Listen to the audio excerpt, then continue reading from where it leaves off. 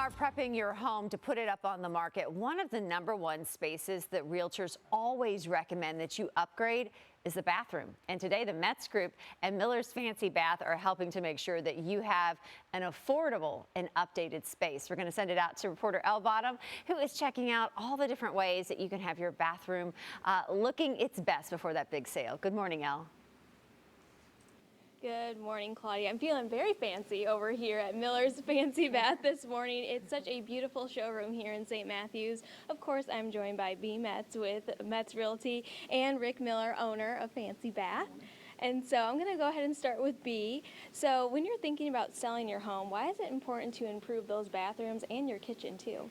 Well, the bathroom and kitchens are usually, when people actually come to me and talk about doing some renovations on their property, I usually talk about doing bathrooms and kitchens mainly because that's the best return on investment for your money. Mm-hmm. When we're talking to buyers, and especially with it being such a limited inventory right now, of course, they're always asking, okay, if I purchase this home, which is going to be my best things to renovate? So I usually tell them, again, bathrooms and kitchens are always your best return on investment. Mm-hmm. And so when that, seller is going to put their house on the market, how can those updates kind of affect that price? Well, you really have to be conscientious about what you're doing, especially if you know at some point that you're going to be selling the property, because you need to make sure that you're staying fairly neutral so that it is, something that's going to appeal to a wide variety and a wide audience, mm-hmm. So that your house is a good marketable product. Yes.